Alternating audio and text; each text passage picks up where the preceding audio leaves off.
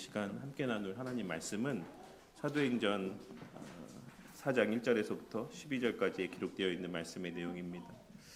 우리는 지난 주까지 사도행전 3장에 기록된 내용들을 쭉 함께 살펴보았습니다.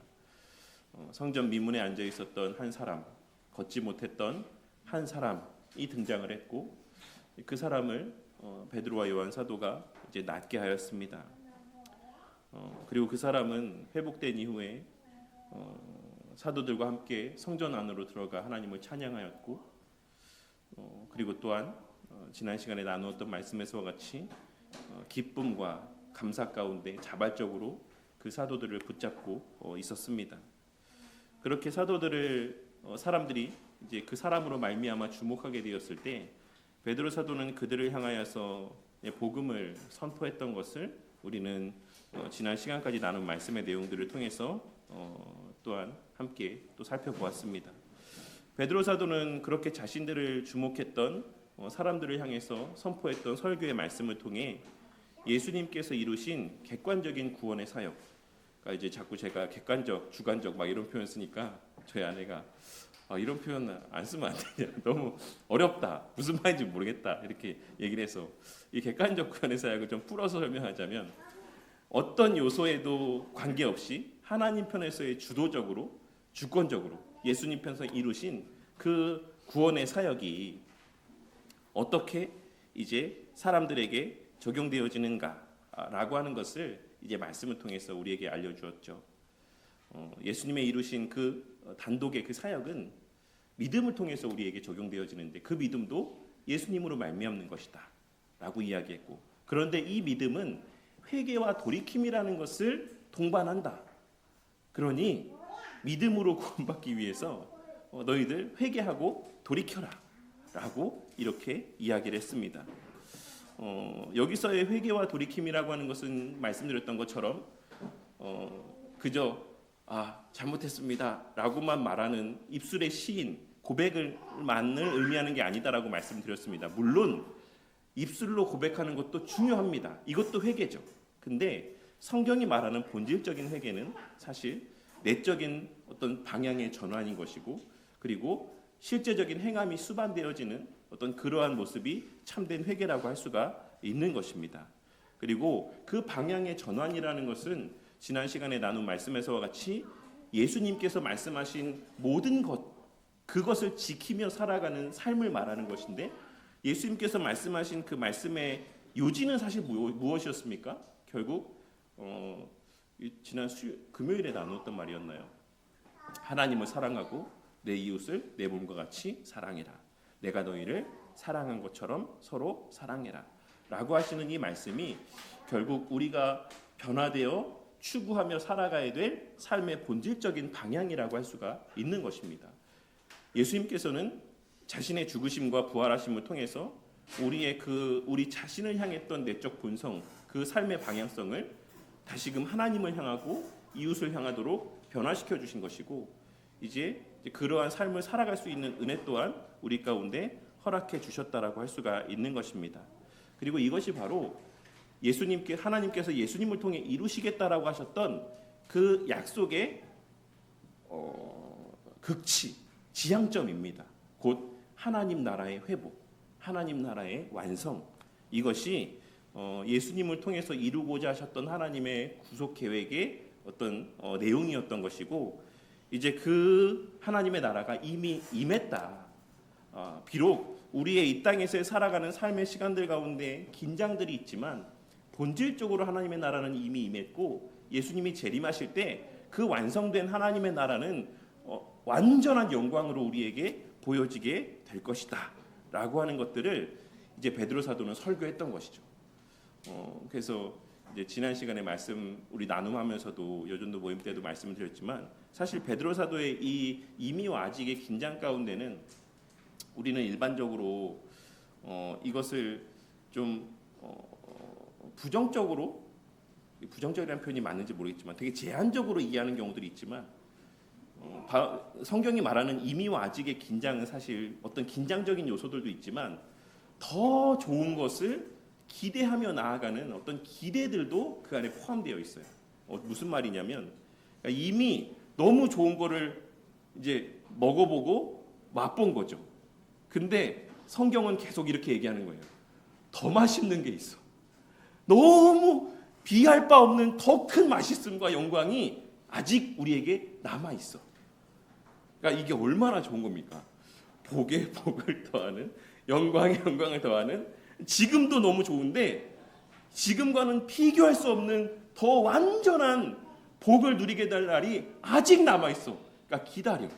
라고 하는 말씀들을 계속 우리에게 말씀하여 주고 있는 것입니다. 그러니까 사실 이미와 아직의 이러한 긴장은 단순한 어떤 긴장의 의미만을 우리 가운데 주기보다는 더 큰 소망과 어떤 기대의 마음들을 우리 가운데 품게 하는 또한 의미들이 담겨져 있다라고도 할 수가 있는 것입니다.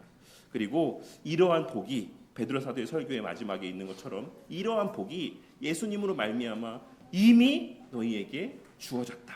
이 복을 누리게 하시기 위해서 예수님께서 오신 것이다. 그리고 죽으시고 부활하신 것이다. 라고 말씀했던 것입니다. 오늘 본문의 말씀은 이제 이러한 쭉 베드로 사도가 설교를 했는데 이 설교가 어떤 결과를 도출해냈냐, 이 설교가 어떤 결과로 이어지게 되었냐라는 것을 말씀하고 있다라고 할 수가 있습니다. 무엇이었습니까? 싫어함과 또 열매였죠. 항상 하나님의 말씀이 선포되는 가운데는 그것을 반대하는 자들이 있고 거부하는 자들이 있고 그것을 수용하는 자들이 있다라고 하는 것을 우리는 오늘 말씀의 내용을 통해서도 발견하고 깨달을 수가 있습니다. 그리고 공교롭게도 그러한 사건의 중심에 예수님의 부활이 자리하고 있습니다. 오늘이 부활감사주일인데 뭐 제가 의도적으로 딱 이렇게 끊어서 설교를 하다 보면 부활감사주일에 딱 요 내용이 되겠지라고 계산하지 않았음에도 불구하고 오늘 말씀의 이 논쟁의 중심에 예수님의 부활이 자리하고 있는 것을 우리는 이 내용을 통해서 확인할 수가 있는 것입니다. 사실 오늘 말씀에서 사두개인들이 복음을 거부하고 사도들을 죽이려고 했던 것은 단순히 뒤에 이제 베드로 사도도 말하고 있는 것처럼 이 한 사람을 낫게 했기 때문이 아닙니다. 결국에 뒤에도 말씀드리겠지만 이 사람이 나음으로 말미암아 베드로 사도가 이야기한 이 부활에 대한 복음의 증거가 실제라는 사실에 대한 어떤 당위성, 어떤 정당성이 입증되었기 때문에 싫어했던 거예요. 왜냐하면 사두개인들은 부활이 없다라고 믿었고 또 그렇게 살고 있었기 때문에 그렇습니다. 그래서 그 사람의 다시 낫게 됨으로 말미암아서 예수의 부활로 말미암아 우리도 부활하게 될 것이고 영원한 하나님의 나라가 실제하고 또한 그것이 이미 시작되었다라는 것, 그리고 그 나라에 들어갈 유일한 길이 예수 그리스도를 믿는 것뿐이다라고 하는 이 사실이 그들의 삶 전체, 그들의 삶의 어떤 전반적인 송두리째 모든 것을 다 뒤흔들어 놓는 하나의 어떤 매개가 되었기 때문에 사두개인들은 싫어했던 것입니다. 왜냐하면 예수님의 부활이 실제여서 진짜 부활이 있으면 안 되기 때문에 우리 모두가 다 영원하게 하나님 나라에서 살게 될 그 날이 있으면 안 되기 때문에, 그리고 그 나라에 들어가는 것도 예수님이 다 이루셨으면 안 되기 때문에, 그래서 사두개인들은 이 복음 전하는 것을 싫어했던 것입니다. 이러한 사실들을 좀 염두에 두고 오늘 본문의 내용들을 함께 살펴보도록 하겠습니다. 누가는 먼저 사도들이 전한 가르침의 핵심이 무엇이었는지를 2절 말씀을 통해서 우리에게 말씀하여 주고 있습니다. 예수 안에 죽은 자의 부활이 있다라고 백성을 가르치고 전함을 싫어하여. 그러니까 사도들은 무엇을 가르쳤습니까? 사도들은 예수 안에 죽은 자의 부활이 있다라는 것을 가르쳤다라고 말씀하고 있는 것입니다. 오늘날 같았으면 어땠을까요? 뭐 저도 그랬을 수 있겠는데 저 같았으면 이랬을 것 같아요. 내가 이 사람을 낫게 했다. 이런 이야기들을 더 전면에 내세웠겠지만 사실 사도들은 이 사람 낫게 한 것에 대해서는 관심이 없었습니다. 그렇게 해서 주목했을 때 내가 그 사람이야, 내가 이 사람 낫게 한 사람이야 라고 말하는 것이 아닌 예수 안에 부활이 있다. 예수의 이름이 이 사람을 낫게 했다 라고 하는 사실을 그들에게 또 모인 사람들에게 증거했던 것입니다. 그리고 이를 통해서 무엇을 말씀하고 있는 것입니까? 하나님의 나라가 실제로 임했어.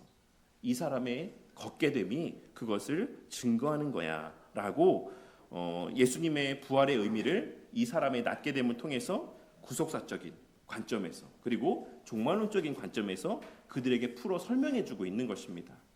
예수님의 죽으심으로 말미암아 그리고 부활하심으로 말미암아 구약의 선지자들을 통해서 반복해서 약속해 주셨던 하나님 나라의 회복이 이미 시작되었어. 이미 하나님 나라가 임하게 되었어 라고 말씀하고 있는 것입니다. 사도들은 이 부활이 실제로 있고 하나님의 나라도 실제로 있는 것이며 또한 임하였고 이제 그로 말미암아 우리의 삶에는 새로운 질서, 통치의 질서가 임하게 되었다라는 사실을 그 사람들한테 끊임없이 이야기했던 것입니다. 그리고 그러한 그들의 가르침에 있어서 이 걷지 못했던 사람이 다시 걷게 되는 사건은 이 복음이 실제라는 가시적인 표지가 되었던 것입니다. 예수님의 이름에 능력이 있다라고 하는 것, 새로운 시대가 실제로 시작되었다라고 하는 것, 부활하신 예수님께서 지금 이 순간에도 살아서 역사하시며 새로운 질서 가운데 당신의 백성들을 통치하신다라고 하시는 것, 다스리신다라고 하는 것, 이것이 이 한 사람의 회복을 통해 너무나도 분명하게 드러나게 되었던 것입니다. 그래서 사람들이 이것은 부정하더라도 예수님의 어떤 관련된 내용들은 부정했었더라도 이 사람이 살아난 것은 부정할 수 없게 되었던 거예요. 그래서 자연스럽게 예수님과 관련된 모든 내용들도 실제인 것으로 인정하지 않으면 안 되게 되는 상황이 지금 이들에게 직면되어지게 된 것입니다. 여기서 우리는 복음이 선포됨에 있어서의 중요한 하나의 원리를 보게 됩니다.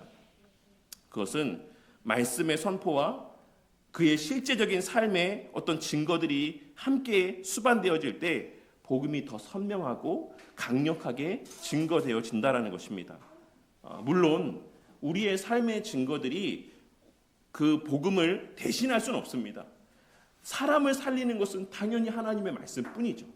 하지만 하나님께서는 언제나 이 사도행전에 기록된 여러 말씀의 내용들을 통해서도 알 수 있는 것처럼 그리고 또한 우리 신앙 고백에서 우리가 고백하고 있는 것처럼 말씀은 헛되이 주님께로 다시 돌아가지 않습니다. 말씀은 그 살아 역사하는 능력이 있는 말씀은 반드시 가시적인 결실과 열매들을 맺게 하시고 그러한 삶을 통해 하나님께로 다시 영광이 돌려지게 하는 이러한 선순환의 구조들을 갖고 있다라는 사실을 이 사도행전에서의 전체적인 내용을 통해 가시적으로 나타내 보여주고 있는 것입니다.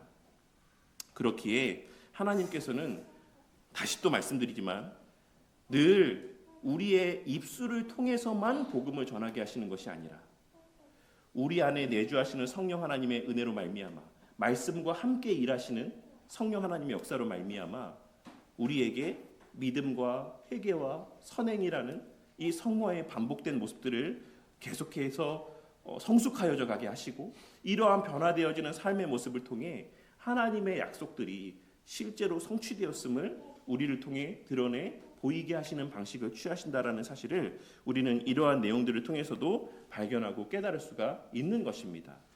이렇게 예전에도 말씀드렸지만 복음이 우리의 실제적인 복음적 삶을 통해 열매 맺고 그것이 복음과 함께 드러나게 될 때 하나님의 말씀은 더욱 강력하고 선명하게 세상 가운데 드러나고 선포되어지게 되는 것입니다.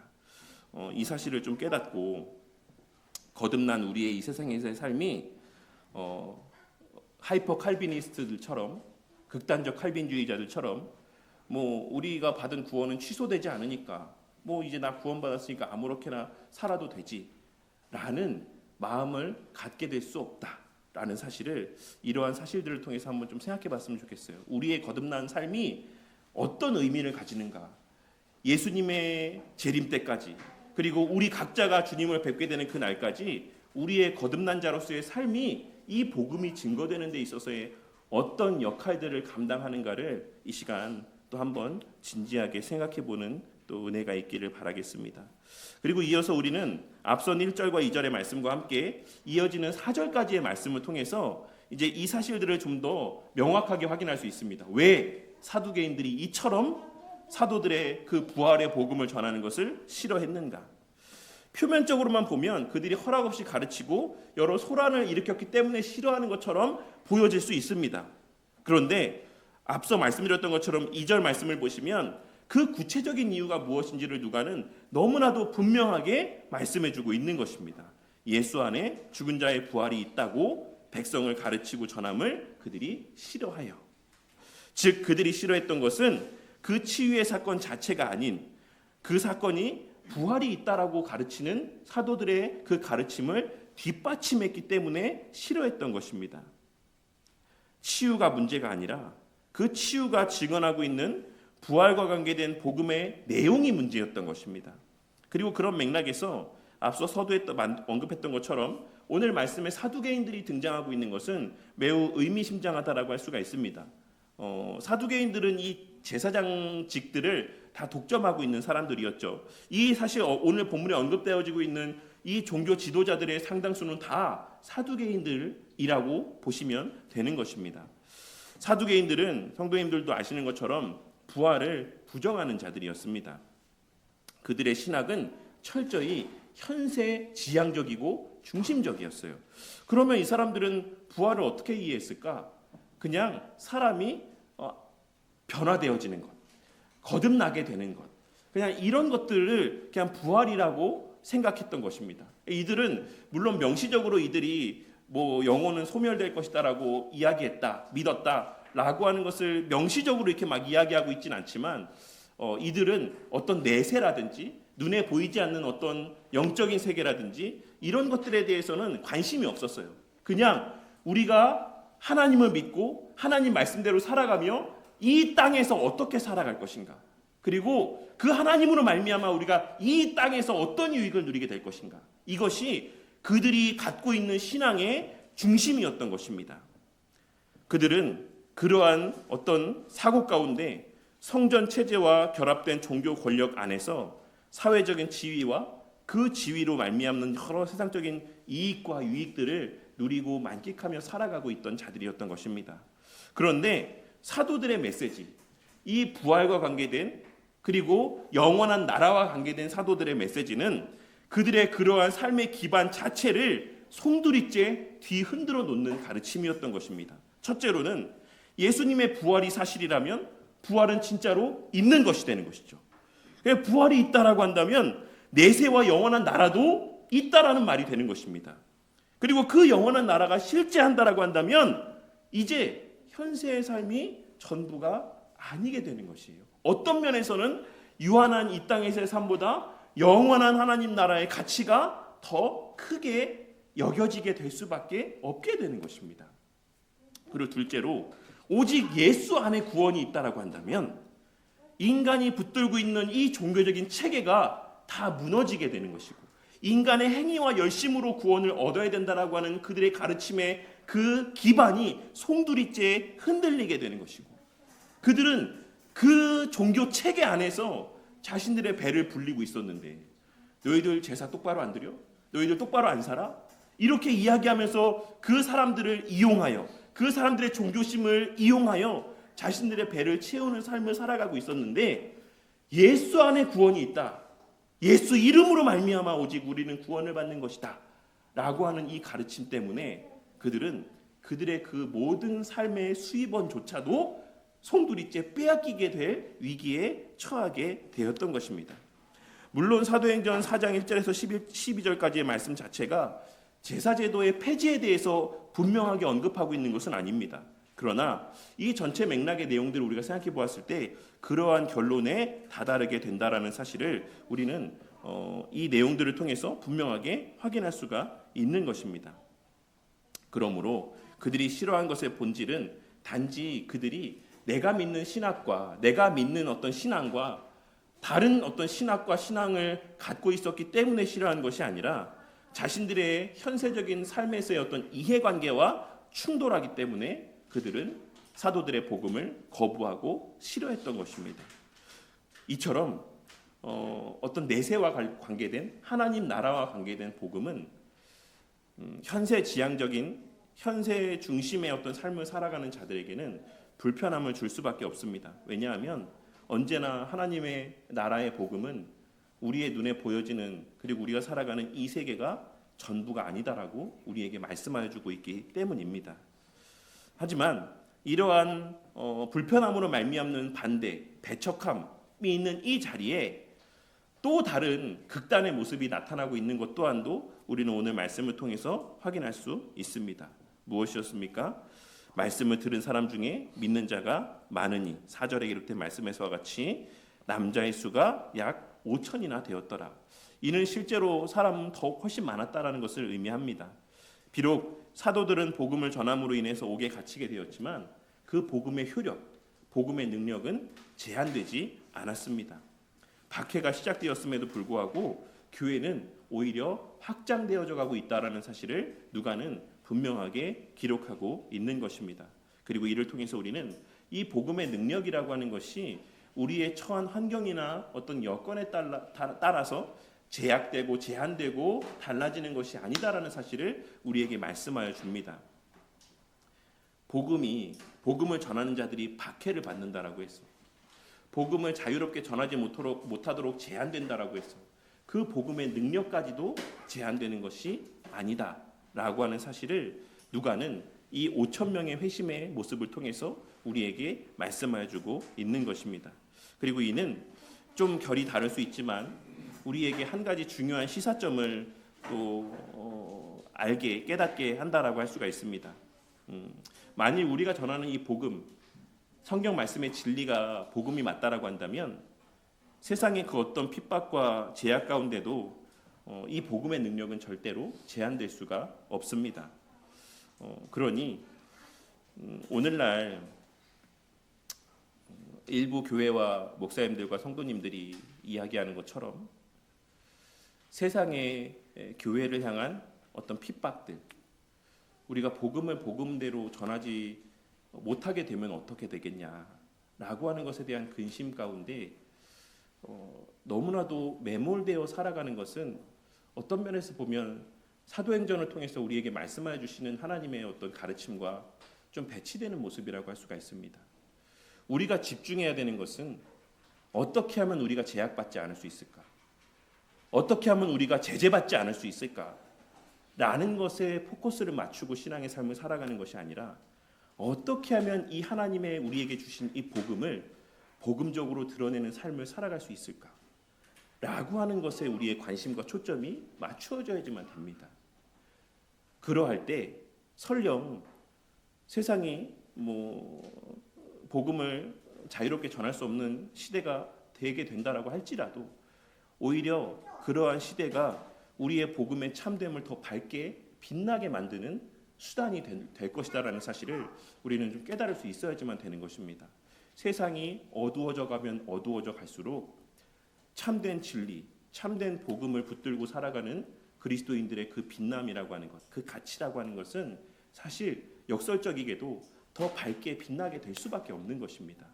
그리고 그 또한도 하나님께서 그러한 목적을 위해서 우리에게 허락하시는 시간들일 수 있다라는 사실을 기억하고 어떻게 하면 제재받지 않을 수 있을까? 어떻게 하면 핍박받지 않을 수 있을까? 라는 것에 관심을 갖기보다 어떻게 하면 복음의 가치를 더 선명하게 드러낼 수 있을까에 더 집중하며 살아가는 저와 우리 모두가 되어야만 하는 것입니다. 왜냐하면 이 복음의 능력은 세상의 그 어떠함에도 제한되지 않기 때문에 그렇습니다. 오늘 말씀이 또한 우리에게 그러한 사실들을 말씀하여 주고 있다라고 할 수가 있습니다. 이어지는 말씀에서 유대 종교 지도자들은 이제 실제로 5절에서 7절까지의 말씀을 통해 사도들을 신문하기 시작합니다. 그런데 누가는 의도적으로 여기에 모인 사람들의 그 어떤 부류들뿐만 아니라 개개인의 어떤 특정한 사람들의 이름까지도 함께 언급을 하고 있습니다. 이 사실을 통해서 누가가 드러내 보이고자 하는 사실은 크게 두 가지입니다. 첫째는 이 자리가 세상의 법정을 상징하는 공적인 자리였다. 어떤 사적인 어떤 억하 감정에서 모여든 어떤 그런 자리가 아니라 공적인 재판의 자리였다라는 사실을 말씀해주고 있는 것이고, 둘째로는 그러한 의미의 연장선상에서 지금 사도들이 이 자리에서 재판받는 것은 누구와의 연속선상에 있는 것이다? 예수님과의 연속선상에 있다라는 사실을 말씀해주고 있는 것입니다. 이를 통해서 우리는 또 하나의 중요한 신앙의 원리를 발견하게 되는데, 교회는 언제나 주님이 걸어가신 길과 동일한 길을 걸어가게 된다는 것입니다. 예수님께서 걸어가신 길과 교회가 걸어가는 길이 분리되지 않는다라는 것이에요. 그리고 이 말은 교회는 언제나 자기 부인과 겸손한 섬김과 하나님 나라의 중심의 삶을 추구하고 또 드러내는 곳이 되어야 된다는 것을 의미하기도 합니다. 예수님의 몸된 교회는 언제나 예수님께서 전하신 복음을 전해야 되는 것이고, 또한 예수님께서 전하신 방식대로 복음을 전하는 교회가 되어야만 하는 것입니다. 그리고 그 과정에서 예수님께서 받으신 고난과 배척을 함께 경험하는 교회가 되어야 하는 것입니다. 하지만 오늘날 교회는 어떻습니까? 오늘날 교회는 예수님은 사람들로부터의 환대를 기대하지 않았고 그것을 추구하며 살아가지 않으셨지만, 오늘날 이 시대의 많은 교회들은 세상 사람들의 어떤 선호와 환대를 더 중요한 가치로 여기면서 살아가는 모습을 보게 될 때가 있습니다. 그래서 아무리 성경에서 명백하게 증언하고 있는 진리라고 할지라도 사람들이 싫어하면, 이 시대에 사람들이 선호하지 않으면 그것을 왜곡하거나 혹은 희미하게 전하는 모습을 보게 될 때가 있는 것입니다. 그리고 또 어떤 교회들은 이러한 교회들을 손가락질하고 욕하는 것을 바라보며 진리를 지킨다라는 미명하에 온갖 음모론에 빠져 하나님께서 이 세상에 부여하신 권위와 권세마저도 부정하고 이 땅에 하나님의 나라를 건설하고자 하는 어떤 망상 가운데 살아가는 모습을 보게 될 때가 있습니다.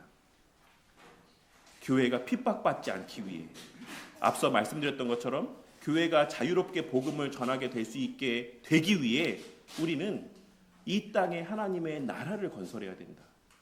대통령도 기독교인이 세워지고 국회의원들도 다 기독교인들이 되고 세상의 유력한 기업인들도 다 기독교인들이 되어서 우리가 자유롭게 복음을 전할 수 있는 그러한 세상, 하나님 나라의 원리가 있는 그대로 실현되어지는 그러한 하나님의 나라를 이 땅에 건설해야 된다.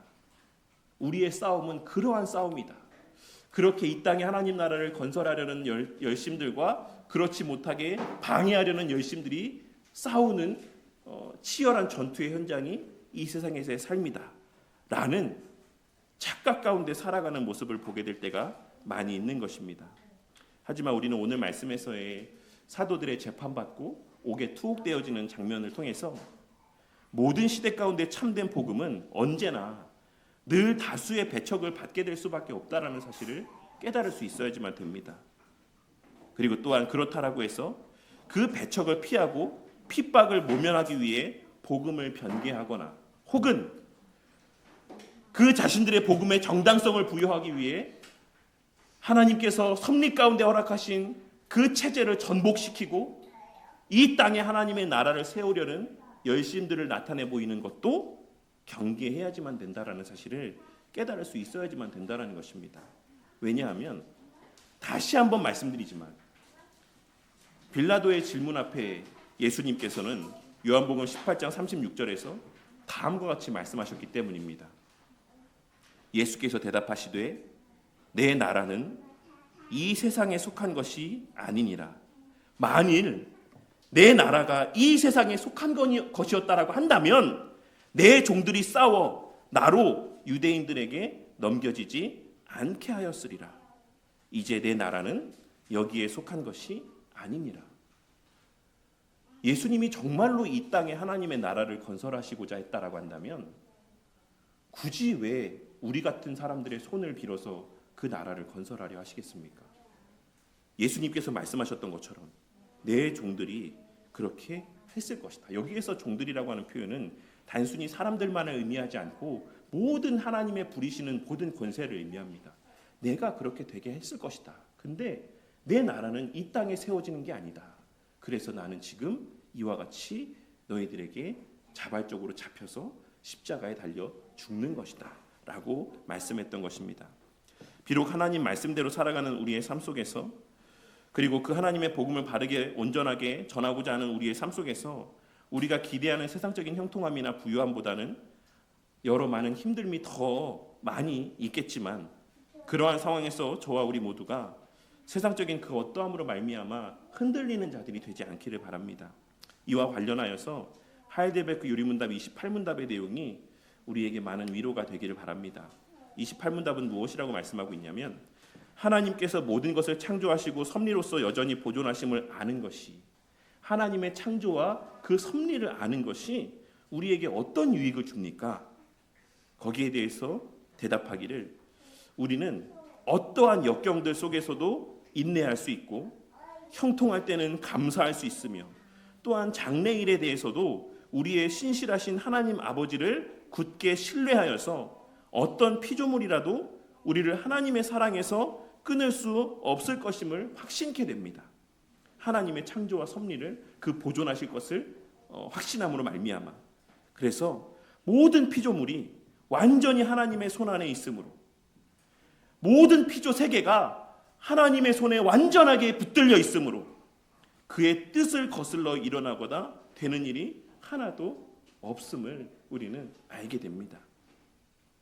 이 사실을 깨닫고 우리의 힘으로 하나님의 섭리마저도 거슬러가며 무엇인가를 이루고자 하는 유혹에서 벗어나게 되는 우리 바른교회 공동체가 되기를 바랍니다. 이어지는 7절의 말씀을 통해 누가는 그러한 세상의 법정, 곧 세상의 교회를 향한 핍박과 도전의 말들이 어떤 결과로 이어지게 되는가, 이를 오늘날 우리에게 빗대서 생각해 보자면, 교회를 향한 세상의 핍박들이 결국 우리에게 어떠한 기회를 마련해 주는가 라고 하는 것을 누가는 이어지는 말씀을 통해서 우리에게 말씀하여 줍니다. 사도들을 가운데 세우고 묻되 너희가 무슨 권세와 누구의 이름으로 이 일을 행하였느냐. 성경에서의 이름은 단지 어떤 호칭만을 의미하지 않는다라고 말씀을 드렸죠. 이름은 그 사람의 권위와 그 사람의 지위를 의미합니다. 그러니 종교 지도자가 지금 이렇게 묻고 있는 것은 좀 쉬운 말, 혹은 뭐 세상적인 말로 하자면, 야, 너 누구 백으로 지금 이러고 있는 거야? 누구 믿고 지금 이러고 있는 거야? 라고 하는 말과도 똑같은 뉘앙스의 말을 묻고 있는 것입니다. 그리고 그들의 이러한 질문은 이어지는 8절에서 12절까지의 말씀을 통해 알 수 있는 것처럼 자연스럽게 누구의 이름을 이야기하게 되는 결과로 이어지게 됩니까? 예수님의 이름에 대해서 증거케 되는 결과로 이어지게 됩니다. 나 예수 이름 백 믿고 지금 이래. 나 예수님 이름 믿고 지금 이렇게 하는 거야 라고 말하게 되는 어떤 그 연결고리를 제공해주고 있다라고 할 수가 있는 것입니다. 누가는 3장에서는 예수님의 이름이 안진뱅이, 이런 표현 쓰면 안 되죠. 네, 걷지 못하는 사람을 다시 낫게 했다라고 말씀하고 있고, 4장 7절에서는 그 이름이 공적인 신문의 쟁점이 되고 있다라는 사실을 누가는 지금 기록하고 있으며, 12절에서는 그 이름이 구원의 유일한 이름으로 선포되었다라는 사실을 기록함을 통해 어떤 문학적인 어떤 기법들을 사용하고 있는 겁니다. 점점점 예수님의 이름을 향해서 사람들의 관심이 고양되어져 가고 거기에 포커스가 맞추어지도록 지금 이 과정들의 내용들을 그렇게 기술해 가고 있다라고 할 수가 있는 것입니다. 그리고 이를 통해서 우리는 앞서 언급했던 것처럼 교회가 맞이하게 될 수도 있는 여러 가지 위기와 도전들은 하나님의 섭리 안에서 허용된 일이죠. 그러니까 자꾸 제가 이 말씀을 드리는 이유는 물론 저도 그 종교단체 해산법이라고 하는 것에 대해서 우려의 마음들을 갖고 있긴 합니다. 그리고 차별금지법에 대해서도 저는 동의하지 않아요.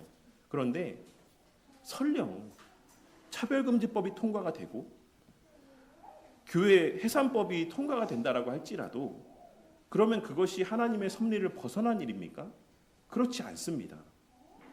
오히려 이 사도행전의 이러한 맥락들을 고려해서 생각해 보았을 때 뭐 그러할 일이 있을지도 모르겠지만 설령 그러한 법안들의 독소 조항이 교회의 위해를 실제적으로 가하는 법 조항으로 오용되고 악용되어진다라고 할지라도 교회가 그로 말미암아 마주하게 되는 그 핍박의 현실들은 그 핍박 그 자체로 그치는 것이 아니라 우리가 믿는 바가 무엇인가를 더 선명하게 이야기할 수 있는 믿음의 고백의 토대가 되고 증거의 어떤 기초가 될 수 있다라는 사실을, 기회가 될 수 있다라는 사실을 우리는 이러한 사도행전의 흐름을 통해서도 발견하고 깨달을 수 있어야지만 되는 것입니다.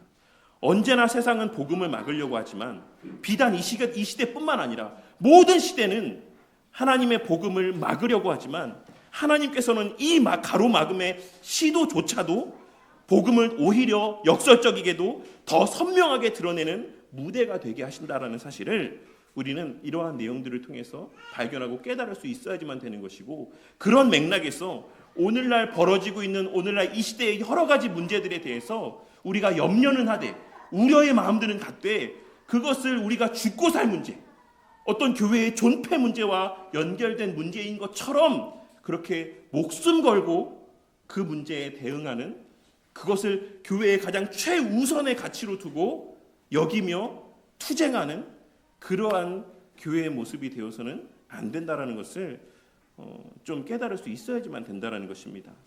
우리는 하이델베르크 유리문답의 내용에서와 같이 모든 피조물이 완전히 하나님의 손 안에 있으므로 그의 뜻을 거슬러 일어나거나 되는 일이 하나도 없다라는 사실을 믿고 확신하는 자들입니다. 그렇기에 어떠한 역경 속에서도 우리는 인내할 수 있는 것이고, 오히려 형통할 때는 감사하며 장래일에 대해서도 우리 신실하신 하나님 아버지를 굳게 신뢰함 가운데 은혜와 평강을 누리고 만끽하며 살아가는 것에 더욱 집중하면 되는 것입니다. 이어지는 말씀에서 이제 베드로 사도는 하나님께서 마련해 주신 그 복음 선포의 자리에서 담대하게 복음을 선포하기 시작합니다. 그런데 그러한 베드로 사도의 모습을 기록하며 누가는 베드로 사도의 그 복음 선포의 모습의 이면에 누가 자리하고 있는가를 선명하게 말씀해 주고 있습니다. 뭡니까? 이에 베드로가 성령이 충만하여 이르되. 사실 낯선 표현은 아니죠. 근데 우리가 이 표현에서 한 가지 함께 떠올려야지만 될 말씀이 있습니다. 무엇이냐면 예수님의 하신 약속들이에요. 예수님께서는 누가복음 12장 11절과 12절에서 제자들에게 다음과 같이 약속하셨습니다. 사람이 너희를 회당이나 위정자나 권세 있는 자 앞에 끌고 가거든 어떻게 무엇으로 대답하며 무엇으로 말할까 염려하지 말라. 마땅히 할 말을 성령이 곧 그때에 너희에게 가르치시리라. 오늘 말씀에서의 이 장면은 예수님의 그 약속이 실제라는 사실에 대한 어떤 확증, 그 실현의 어떤 모습이라고 할 수가 있습니다. 그런데 더 놀라운 말이 있어요. 마태복음 10장 19절과 20절의 말씀입니다. 여기서 예수님께서는 제자들을 파송하시면서 다음과 같이 말씀하셨습니다. 너희를 넘겨줄 때에 어떻게 또는 무엇을 말할까 염려하지 말라. 그때에 너희에게 할 말을 주시리니. 이 다음 말이 되게 중요합니다. 말하는 이는 너희가 아니라 너희 속에서 말씀하시는 이 곧 너희 아버지의 성령이시니라. 그러니 그런 맥락에서 볼 때 오늘 말씀에서의 베드로 사도가 설교하고 있는 이 장면은 예수님의 이 약속이 성취되어지는 장면인 동시에 지금 베드로가 그 입술을 통해 증거하는 이 메시지는 누가 하는 말인 것이다라고 우리는 알 수 있는 것입니까? 성령 하나님께서 베드로의 입술을 통해 하시는 말씀인 것을 알 수가 있는 것입니다. 그리고 이를 통해서 우리는 교회의 복음 선포의 능력이 인간의 준비와 인간의 어떠한 역량 가운데서 발휘되어지는 것이 아니다라는 사실을 알 수 있습니다. 하나님의 말씀은 그 사람 안에 내주하시는 성령 하나님을 통하여 능력 있게 선포되어지는 것입니다. 물론 이 말이 제가 이제 수요일마다 설교 수업 들으면서도 이제 이런 얘기 했었는데 어떤 목사님들은 이제 이 이야기를 왜 나왔냐면 이제 적용을 어디까지 해야 되는 것인가에 대해서 이제 설교 수업 시간에 이제 이렇게 논의를 했어요. 존 메가더 목사님 같은 경우는 적용 최소주의를 취하시는 분입니다. 우리가 설교에 그 성경의 내용들만 있는 그대로 선포하면 성령 하나님께서 성도 각 사람의 상황과 형편에 맞게끔 그 말씀을 깨닫게 하시고 적용케 하신다. 라고 하는 게 이제 존 메가더 목사님을 비롯한 적용 최소주의를 채택하시는 목사님들의 견해이고, 또 어떤 목사님들은 아니야, 구체적인 세세한 것까지도 알려줘야 돼. 이 말씀이 어떤 의미고 어떤 부분에서 적용되어지는 것인지 설교자는 마땅히 알려줘야 돼. 라고 하는 것이 더 많은 부류의 이제 설교,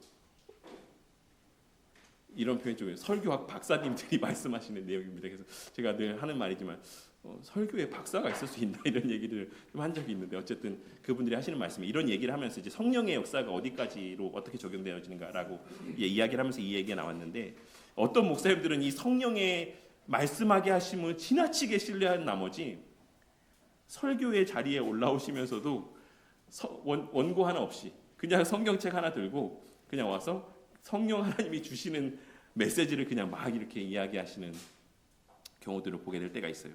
그러니까 제가 지금 말씀드리는 거니 그런 걸 말씀드리는 건 아닙니다. 당연히 설교자가 설교 준비하는 건 너무나도 중요하죠. 그래서 이 본문의 요지에서 벗어나지 않는 하나님의 말씀을 전하는 것 너무나도 중요한 설교의 한 부분입니다. 하지만 그 설교가 설교로 온전히 증거되고 선포되어지는 그 주체는 성령 하나님께 있다라는 사실을 우리가 늘 믿고 확신함 가운데 살아가야지만 됩니다. 그런 맥락에서 우리 성도님들이 저를 위해서도 늘 기도해 주시길 바랍니다. 왜냐하면 늘 설교라는 저의 마음 가운데는 고민들이 많아요. 이렇게 말해도 될까? 이렇게 표현해도 될까? 이런 말을 해도 괜찮을까? 라는 지나친 불안과 염려의 마음들이 있을 때도 많습니다. 하지만 성경을 충실하게 해석해서 설교를 준비했다라고 하면 성령 하나님의 역사하실 것을 기대하며 늘 담대하게 그 말씀을 있는 그대로 선포하는 설교자가 되기를 위해서 늘 기도해 주시기 바랍니다. 그리고 또한 앞서 예수님께서 하신 말씀에서와 같이 비록 여러 가지 흠이 많고 연약함이 있는 한낱 인간에 불과한 사람이 말씀을 전하는 것이지만, 이 질서, 교회적 질서 안에서 세우신 설교자를 통해서 선포하게 하시는 하나님 말씀은 사람이 말하는 것이 아니라 그 안에 계시는 성령 하나님께서 하시는 말씀, 성령 하나님께서 직접적으로 하시는 말씀이다라는 사실을 믿고 확신한 가운데 이 말씀을 하나님의 말씀으로 또 귀담아 듣는 우리 성도님들이 되시기를 바랍니다. 그렇다면 이러한 성령의 충만함 가운데 베드로 사도는 무엇을 담대하게 선포했습니까? 베드로 사도는 먼저 자신을 붙잡아 이 공회 앞에 세운 것이 얼마나 아이러니한 일이냐라는 것을 말씀합니다. 뭐라고 말씀했습니까? 너희가 십자가에 못 박고 하나님이 죽은 자 가운데서 그 전에 8절에서 뭐라고 이야기했죠? 만일 병자에게 행한 착한 일에 대해서 지금 묻는 것이냐면 내가 대답할게. 이 말은 약간 조롱의 뉘앙스가 있는 거죠. 너네 지금 나 붙잡은 거 이 사람 낫게 했다고 나 붙잡은 거야? 라고 말하며 이 상황이 얼마나 모순된 상황인지를 말씀하고 있는 것입니다. 하지만 바로 이어서 복음의 핵심을 이야기합니다. 너희가 십자가에 못 박고 하나님이 죽은 자 가운데서 살리신 나사렛 예수 그리스도의 이름으로 이 사람이 건강하게 되어서 너희 앞에 섰다. 이 짧은 한 문장의 베드로 사도의 고백 가운데, 선포 가운데는 너무나도 중요한 복음의 핵심과 요지들이 다 들어 있습니다. 뭡니까? 첫째, 인간은 예수를 십자가에 못 박아 죽인 존재에 불과하다라는 사실을 말씀하고 있고, 둘째로는 그러나 하나님이 그를 죽은 자 가운데서 살리셔서 구속의 사역을 완성하셨다라는 사실을 말씀하고 있고, 셋째로는 그 예수님의 이름, 곧 예수님의 행하신 객관적 구속의 능력이 이 사람에게 주관적으로 적용되어서 이 사람이 낫게 된 것이다라는 사실을 말씀하고 있는 것입니다. 그러면서 베드로 사도는 이어지는 11절과 12절 말씀에서 시편 118편의 말씀을 인용하며 그들의 모순을 폭로하고 있습니다. 이 말을 하고 있는 이유, 이 말씀을 인용하고 있는 이유는 당시의 종교 지도자들은 자신들이 하나님의 집을 짓는 건축자들이라고 생각했기 때문입니다. 우리가 하나님의 집을 세우는 그 중추적인 일을 감당하는 존재들이지, 우리가 건축자들이지 라고 하는 생각들을 그들은 갖고 있었던 것입니다. 베드로 사도는 그러한 사고 가운데 있었던 그러한 사람들을 향해서 너희들이 하나님의 집이 건축되는 데 있어서 너희들이 스스로를 건축자라고 말하면서 정작 그 집의 가장 중요한 기초가 되는 예수 그리스도를, 그 핵심이 되는 돌을 니네들이 버렸다라고 말씀하고 있는 것입니다. 이를 통해 베드로 사도는 그들은 하나님의 집의 건축자가 아니라는 사실과 하나님의 집은 하나님께서 친히 건축하시는 것, 그리고 그 집은 우리 주 예수 그리스도의 이름이라고 하는 그 행하신 바의 기초, 그 터 위에 세워지는 것이다라고 하는 사실을 말씀하여 주고 있는 것입니다. 하나님께서는 베드로 사도의 이와 같은 선포의 메시지를 통해서 이제 하나님의 약속하신 집이 우리 주 예수 그리스도를 통해 이미 세워졌다라는 사실과, 그 집은 인간의 노력이나 열심으로 세워지는 것이 아니다라는 사실을 말씀해주고 있는 것입니다. 그리고 무엇보다 12절의 말씀을 통해서 오직 이 예수 그리스도의 이름 외에는, 오직 이 예수 그리스도의 행하신 그 객관적 구속의 사역, 그 내용들 외에는 앞서 언급했던 것처럼 그 모든 성육신과 죽으심과 부활하심의 그 구속사역, 그 능력 외에는, 그리고 그 사실을 믿는 것 외에는 구원받을 만한 다른 길이 없다라고 이야기하며 이 설교를 마치고 있는 것입니다. 여기서 우리가 간과하지 말아야 되는 것은 베드로 사도가 지금 무엇과 무엇을 연결하고 있는 것이라고 보여진다라는 겁니까? 뭐랑 뭐를 연결하고 있습니까? 하나님의 집과 구원을 연결하고 있는 거예요. 하나님의 집과 구원이라는 의미를 연결하고 있는 것입니다. 구원이 무엇입니까? 구원이 무엇입니까? 오늘 말씀에서 베드로 사도가 말씀하고 있는 구원이 무엇입니까? 베드로 사도는 이러한 말씀의 흐름들을 통해서 구원은 하나님의 집이 되는 것이다, 구원은 하나님의 집의 권속이 되는 것이다라는 사실을 말씀하여 주고 있는 것입니다. 그리고 이는 우리가 지난 금요일에 종사기념 예배 때 나누었던 갈라디아서 1장의 말씀과도 연결되어지는 내용이라고 할 수가 있습니다. 그리스도께서 하나님 곧 우리 아버지의 뜻을 따라 이 악한 세대에서 우리를 건지시려고 우리 죄를 대속하기 위하여 자기 몸을 주셨습니다. 우리의 소속이 바뀌어지는 사건이 바로 구원의 사건인 것입니다. 그냥 우리 각자가 개인적으로 구원받아서 하나님 나라 천국이라는 곳에 개인적으로 들어가게 되는 것을 성경은 구원이라고 말씀하고 있는 것이 아니라, 우리가 마귀의 권세 아래에서, 그 마귀가 통치하는 그 마귀의 집 아래에서 벗어나서 하나님의 그 복음의 원리가 통치하는 하나님의 집, 그 집의 권속으로서 살아가게 되는 것, 우리의 그 속한 신분이 변화되어지는 것, 이것이 구원이다라는 사실을 오늘 이 말씀의 내용들을 통해 우리에게 말씀하여 주고 있다라고 할 수가 있는 것입니다. 베드로 사도는 이 사실을 말씀하며 이러한 일이 일어나는 유일한 길은 오직 우리 주 예수 그리스도의 행하신 일의 공로를 의지하는 것뿐이다라는 사실을 말씀하며 그들에게 부활도 있다, 내세도 있다, 영원한 하나님의 나라도 있다라는 사실을 말씀함과, 그 복락을 누리는 것은 너희들이 말하는 것처럼 인간의 열심이나 행위로 말미암은 것이 아니라 예수께서 다 행하셨다라는 사실을 믿는 것뿐이다라고 말씀하며 강변하며 이 설교 말씀을 끝맺음하고 있는 것이고, 이것이 바로 사도들이 이후에도 계속해서 목숨 걸고 전했던 복음의 핵심이자 요지라고 할 수 있는 것입니다. 그렇다면 오늘 이 말씀이 오늘날 우리의 삶과는 어떤 관계가 있고 우리의 삶에 어떻게 적용될 수 있겠습니까? 첫째로는 우리는 오늘 말씀을 통해서 우리 안에도 여전히 자리하고 있는 사두개인적인 모습들을 발견하고 깨달을 수 있어야지만 될 것이다라고 생각합니다. 오늘 본문에서 사두개인들이 사도들을 미워하고 대적했던 이유가 뭐라고 말씀드렸죠? 부활이 있고 내세가 있고 영원한 나라가 있다라는 이 말이 그들의 현세 지향적인 삶의 어떤 근간을 송두리째 흔들어 놓았기 때문이라고 말씀을 드렸습니다. 부활이 사실이라면 현세의 삶이 전부일 수 없고, 예수 안에만 구원이 있다라고 한다면 자신들이 붙들고 있던 종교적인 기득권과 자랑은 무가치하기 때문이었던 것입니다. 하지만 이러한 모습은 단지 2000년 전에 살았던 사두개인들에게만 발견되어지는 모습은 아닙니다. 오늘날 교회 안에도, 우리 각자 안에도 그 죄의 흔적들로 말미암는 이 사두개인적인 모습들이 여전히 우리 가운데 발견되어질 때가 많이 있다라는 것입니다. 어떤 모습입니까?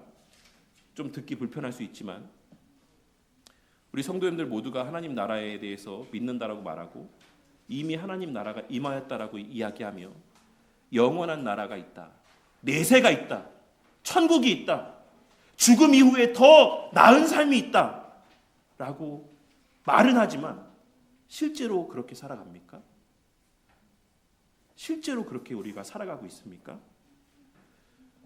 우리 성도님들 가운데 이제나 저제나 나는 언제나 죽을까 이렇게 생각하며 살아가시는 분들이 있습니까? 예, 근데 우리 교회는 너무나도 수준이 높은 교회예요. 이것이 사실 우리에게 있어야 될 모습인 것입니다.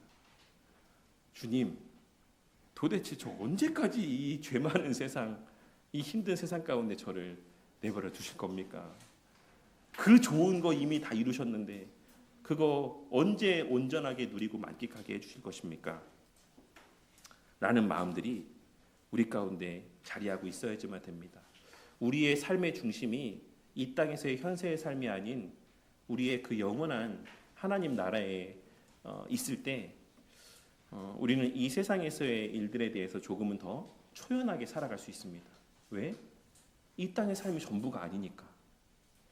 이 땅에서 우리가 조금 덜 먹고 우리가 이 땅에서 조금 더 힘들고 좀 고통스러운 삶을 산다라고 할지라도 그로 말미암아 순간적으로는 낙심할 수 있지만 완전한 절망에 빠지지는 않을 수 있는 것입니다. 왜냐하면 우리에겐 더 나은 삶이 아직 오지 않았으니까.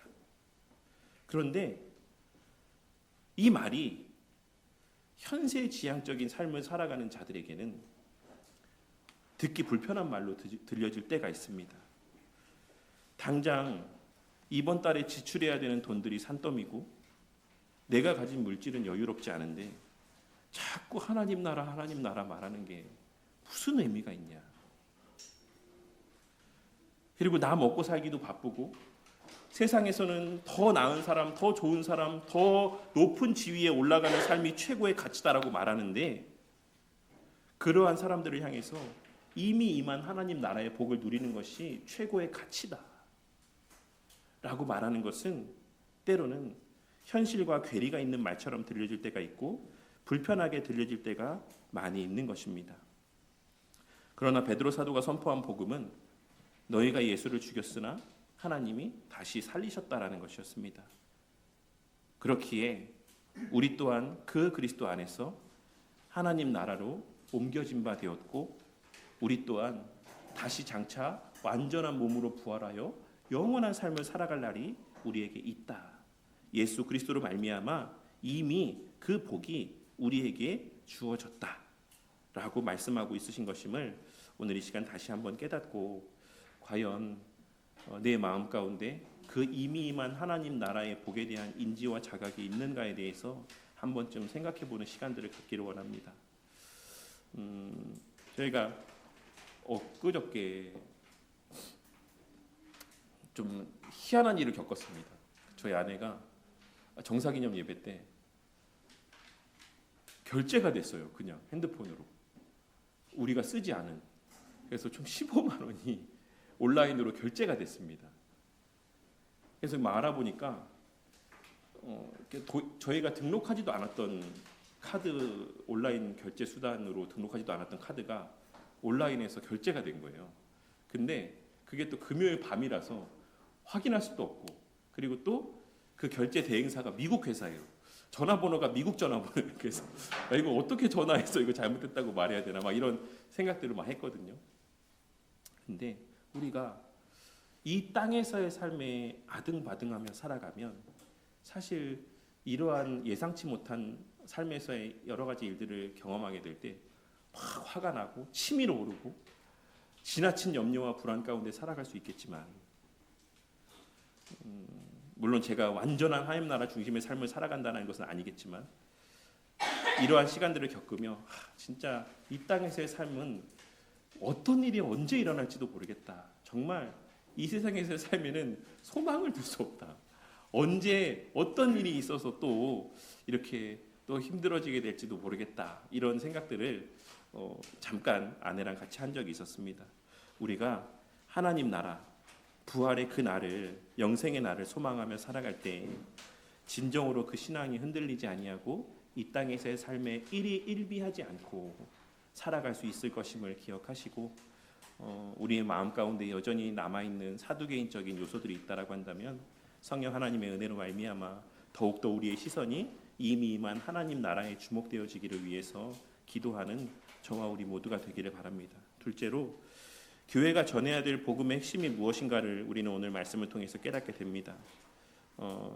우리는 우리의 삶의 방향이 이 세상에 있지 않고 이 땅에 하나님 나라의 현실로 임한 교회에 있다라고 하는 것을 성도들에게 바르게 전할 수 있어야지만 될 것입니다.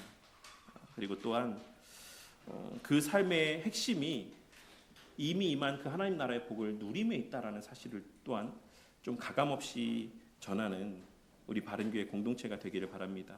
앞서 말씀드렸던 것처럼 오늘날 교회는 세상을 지나치게 의식하는 나머지 성경이 명시적으로 죄라 이야기하는 것들을 죄라 이야기하지 않기도 하고 권장하는 것을 권장하지 않는 모습을 보이기도 합니다. 무슨 말이냐면 성경이 명백하게 동성애를 죄라고 금하고 있음에도 불구하고 동성애를 죄가 아니다라고 이야기하는 교회들까지 버젓이 존재하는 시대가 되었고, 그 동성애를 하는 사람이 목사가 되어서 또 누군가를 안수하는 그러한 시대가 되었습니다. 그리고 지난 여전도 모임 때도 말씀드렸던 것처럼 결혼과 자녀 출산의 가치를 왜곡하여서 결혼을 하지 않아도 되는 선택의 문제로 이야기하고 자녀 출산을 하지 않아도 되는 선택의 문제로 가르치는 교회의 모습을 보게 될 때도 많이 있는 것입니다. 우리 교회가 이러한 시대의 어떤 상황과 흐름에 따라서 복음을 왜곡하는 교회가 되지 않기를 바랍니다. 그리고 더 나아가 복음의 핵심은 하나님 나라가 이미 임했다. 우리는 이미 그리스도로 말미암아 은혜와 평강을 누리게 된 자들이다라는 사실을 바르게 선포하는 교회가 되기를 바랍니다. 제가 이 말씀을 드리는 이유는 교회들이 무엇인가를 해야 된다라는 압박감에 사로잡혀서 성도들을 어떤 경쟁 구도 가운데 내모는 모습을 보게 될 때가 많아요. 말씀 얼마나 더 많이 읽었냐, 전도 얼마나 더 많이 했냐, 헌금 얼마 했냐, 봉사 몇 가지 하고 있냐, 이러한 것들을 성도들 사이에 어떤 경쟁의 수단으로 삼아서 그렇게 성도들을 더 열심 가운데 살아가게 만드는 모습을 보게 될 때가 있습니다. 그렇게 해서 봉사 많이 하고, 그렇게 해서 교회가 돈이 더 많아지고, 그렇게 해서 교회가 양적으로 더 성장하면 과연 그것이 진정한 복음이 선포되어지는 교회라고 할 수 있겠습니까? 앞서 말씀드렸던 것처럼 복음이 선포됨을 통해서 발현되어지는 열매들은 그러한 모습이 아니라 더욱더 그리스도를 닮아가는 모습이자 이미 임한 하나님 나라의 복을 더 충만하게 누리고 만끽하는 모습으로 열매를 맺게 되는 것입니다. 서로가 서로를 경쟁의 상대로 여기는 것이 아니라 서로가 서로를 긍휼의 대상으로 여기며 서로의 행하지 못하는 부분들을 내가 채우기 위해 자발적으로 헌신하고 섬기는 교회. 그리하여 이미 임한 그리스도로 말미암는 은혜와 평강을 바르게 충만히 누리고 만끽하는 교회의 모습이야말로 복음이 바르게 선포되는 교회의 모습이자 또한 교회가 추구해야 될 복음적인 모습이다라는 사실을 깨닫고 명심함 가운데 살아가는 저와 우리 모두가 되기를 바란다는 것입니다.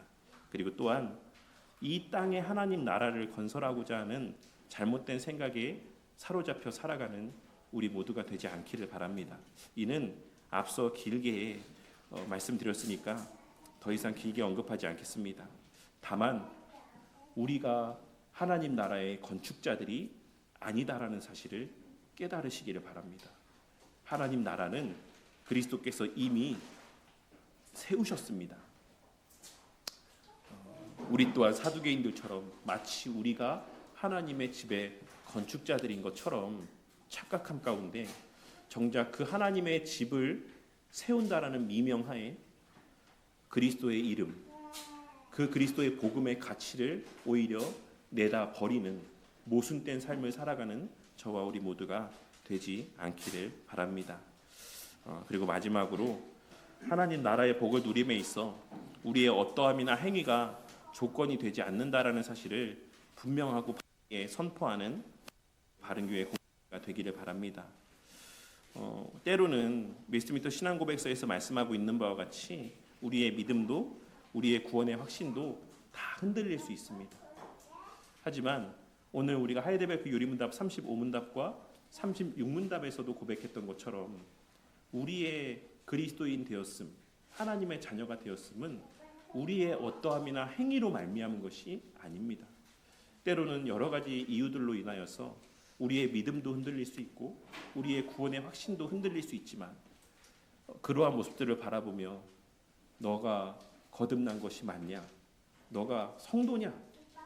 라고 정죄하며 비난하는 것이 아니라 오히려 그러한 순간 속에 우리의 그 구원을 위해 그리스도께서 행하신 바를 더욱더 분명하고 선명하게 드러내는 그러한 우리 바른교회 공동체가 되어서 그렇게 여러 가지 이유들로 믿음이 흔들리고 구원의 확신 가운데 좀 흔들림 가운데 살아가는 성도들이 이 교회 공동체 안에서 바르게 선포되어지는 복음을 통하여서 다시금 회복되어지고 그 믿음이 그 확신이 더욱 견고히 세워져가는 은혜가 있기를 바랍니다.